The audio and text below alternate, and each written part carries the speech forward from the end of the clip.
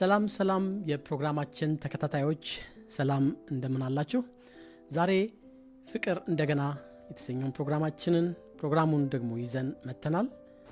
የፍቅር ትንሳኤ፣ የፍቅር ማበብ፣ የፍቅር መነሳት፣ መታደስ። እንግዲህ ይህ ፕሮግራም ለግንኙነቶች ሁሉ እንደሚያስፈልግ ስላመንን ይህንን ታላቅ የሆነ ፕሮግራም ወደ እናንተ አድርሰናል። ዛሬ የሚኖረን ፕሮግራም ያሉንን ፕሮግራሞች ማውጫ ወይንም ደግሞ ኮንተንቱን የምንገልጥበት ጊዜ ይሆናል። ፕሮግራሙ የተለያዩ ይዘቶች ያሉት ፕሮግራም ነው። በተለይ በመጀመሪያው አካባቢ የፍቅርን ትርጉም ማስቀመጥ ይኖርብናል። መለኮታዊ የሆነ የፍቅርን ትርጉም እናስቀምጣለን። ከዛ በኋላ ደግሞ አጫጭር ትምህርቶችን የምናደርግ ይሆናል። ወደ 4 ክፍሎች ይኖሩታል ይዘቱ ወይንም ደግሞ ኮንተንቱ። የመጀመሪያው ፍቅርን መረዳት፣ የፍቅር ትርጉሙ ምንድነው? መለኮታዊ ትርጉሙ ምንድነው? ሰዎች እንደገባቸውና እንደ ተረዱት ሊተረጉሙት ይችላሉ። ነገር ግን መጽሐፍ ቅዱሳዊ የሆነውን ትርጉም ማግኘት ደግሞ ለኛ ለክርስቲያኖች ግድ ይለናል ማለት ነው። ስለዚህ የፍቅርን ትርጉም እንመለከታለን መጽሐፍ ቅዱስን ትኩረት ባደረገ መልክ። ከዛ በኋላ ደግሞ የፍቅር ትንሳኤ ወይንም ደግሞ ፍቅር እንደገና ላቭ ሪሰርጀንስ የሚለው ፕሮግራም ለምን አስፈለገ የሚለውን ማየት ይኖርብናል። ከዛ በኋላ ደግሞ የፍቅርን መሰረት፣ እግዚአብሔር ለኛ ያለው ፍቅር ምንድን ነው? እግዚአብሔር ለኛ የገለጠልን ያስረዳን ወይንም ደግሞ እኛን የወደደበት ፍቅር ምንድን ነው የሚለውን እንመለከታለን።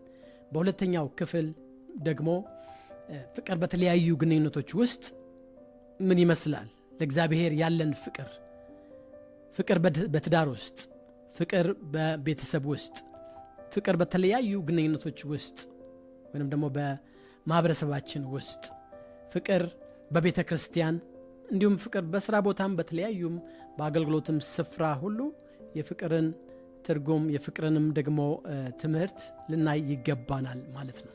ሶስተኛው ፍቅር በተግባር ባህሪያችንን በፍቅር መለወጥ፣ ይሄ ዋናው ጉዳይ ይሆናል። ፍቅር በተግባር ሊታይ ይገባል። ፍቅር የሆነ የቋንቋ ብዛት ሳይሆን ወይንም ደግሞ እንዲሁ አውትሳይድ ንግግሮችን ብቻ ያዘለ ሳይሆን ተግባርን ያዘለ ወይንም የያዘ ሊሆን ይገባዋል። ስለዚህ ያንን እንመለከታለን። በመከራ ውስጥ ዘላቂ ፍቅር ምንድነው የሚለውንም ልናይ ይገባል። ስለዚህ እሱንም በዛ ውስጥ እንመለከታለን። የመጨረሻው ክፍል ለፍቅር ህይወት ቁርጠኝነት ያስፈልጋል። ስለዚህ የመጨረሻው ክፍል ሌሎቹንም የማጠቃለያ በማድረግ ነገር ግን ቁርጠኝነት ያለው ፍቅር ምን እንደሚመስል እሱን እንመለከታለን። ፍቅር የሌለን ከሆነ ፍቅራችን ትልቅ አደጋ ላይ እንደወደቀ ልናውቅ ይገባል። ስለዚህ ፍቅር የሪሌሽንሽፕ ሁሉ መሰረት እንደሆነ ማወቅ አለብን። አንደኛ ቆሮንቶስ ምዕራፍ 13 ቁጥር 13 ላይ እንዲሁም ከሆነ እምነት፣ ተስፋ፣ ፍቅር እነዚህ ሶስቱ ጸንተው ይኖራሉ፣ ከነዚህም የሚበልጠው ፍቅር ነው ይላል የእግዚአብሔር ቃል ሲናገር። the greatest of all is love ይላል። በሌላም ስፍራ ፍቅር ታላቁ ትእዛዝም በሚል በክርስቶስ ኢየሱስ ተገልጦ እንመለከተዋለን። ፍቅር በማንኛውም ግንኙነት ውስጥ እና ዕለት በዕለት ህይወታችን ውስጥ ቅድሚያ የምንሰጠው መሆን አለበት እና ፍቅርን በጣም ጣል ማድረግ፣ ፍቅር ላይ በቃ የሆነ ስራ ለመስራት፣ ፍቅርን ካልቲቬት ለማድረግ፣ ለማሳደግ፣ እንዲያብብ ለማድረግ እዛ ላይ በጣም ትኩረት ልንሰጠውና ፕራዮሪታይዝ ልናደርገው ይገባል። ፍቅር ስሜት ብቻ ሳይሆን ተግባርም ነው ብለናል። ስለዚህ ራስን መስጠት፣ ይቅርታና ራስን ለሚለውጡ ተግዳሮቶች ራሳችንን ማዘጋጀት ይገባናል። አንደኛ ቆሮንቶስ ምዕራፍ 13 ከ4 እስከ 7 ልናነብ ይገባል ወይንም ደግሞ ልናነብ እንችላለን። ፍቅር የእግዚአብሔርን ባህሪ ያሳያል። እናም እንደ ክርስቶስ ተከታዮች ፍቅርን ለዓለም የማሳየት ጥሪ አለብን እንደ ክርስቲያን ማለት ነው። ስለዚህ የእግዚአብሔርን ህይወት የሚቀይር የእግዚአብሔርን ፍቅር ህይወት ቀያሪ አድርገን ልንመለከተው ወይንም ደግሞ ልንወስደው እንችላለን። በሁሉም ግንኙነቶች ሁሉ ውስጥ የእግዚአብሔር ፍቅር እንደ መድኃኒት እንደሆነ ልናይ ይገባናል። ስለዚህ የዚህ ፕሮግራም ዓላማ ምንድነው?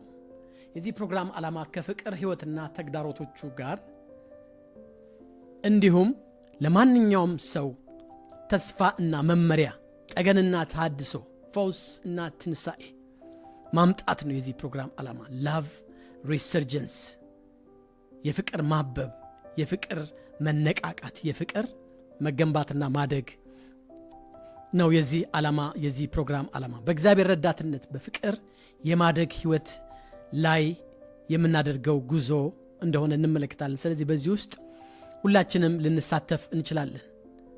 ግለሰቦች ብንሆን፣ ቤተሰብም ብንሆን፣ እንዲሁም ደግሞ እንደ ማህበረሰብም በዚህ ላይ መሳተፍ እንችላለን። ለሁሉም ግንኙነቶች ፍቅር ስለሚያስፈልግ ማለት ነው፣ መተሳሰብ ስለሚያስፈልግ። ስለዚህ ይህ ፕሮግራም ዓላማው የፍቅር ግንኙነታችንን ይበልጥ እንድናጠነክር፣ ፍቅራችንን የሚያደናቅፉትን መሰናክሎችን እያሸነፍን በፍቅር እየተበረታታን እና ለፍቅራችንን እንዲያብብ የሚያደርግ የሚረዳንን መጽሐፍ ቅዱሳዊና መለኮታዊ የሆኑ ግንዛቤዎችን ተግባራዊ የእግዚአብሔርን እርዳታዎች የምናገኝበት ፕሮግራም ነው ማለት ነው። የዚህ የፕሮግራም ዓላማ ግብ ምንድን ነው? በየዕለቱ በጸሎትና ቃለ እግዚአብሔር ቀንና ሌሊት በማሰላሰል ለእግዚአብሔር ፍቅር ቅድሚያ መስጠት ፍቅራችንን ሊያሳድግ እንደሚችል እንገነዘባለን። ስለዚህ ይሄ ዋናው የመጀመሪያው ግብ ነው። በፍቅር የሚመራ እምነት የህይወት ዓላማን ከእግዚአብሔር ፈቃድ ጋር ማስተካከል፣ ሁልጊዜ ህይወታችን እንደገናም ደግሞ የግንኙነታችንን መስመር ሁሉ በእግዚአብሔር ፍቅር ላይ የሚመራ እና የቆመ መሆን እንዳለበት ማወቅ ይኖርብናል።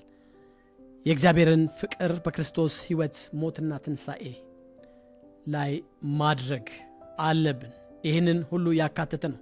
ስለዚህ ይህንን ፕሮግራም ሁላችንም እየተዘጋጀን እየመጣን ልናደርግ ይገባል እና ሁላችሁንም እንድትሳተፉ በዚህ ፕሮግራም ላይ አሁንም በድጋሚ ጋብዛችኋለሁ። የዛሬውን ፕሮግራም በዚህ እንጨርሳለን። ይህን ይመስላል በአጠቃላይ የሚኖረን ኮንተንት። እግዚአብሔር አምላክ ይባርካችሁ፣ በሰላም ያገናኘን።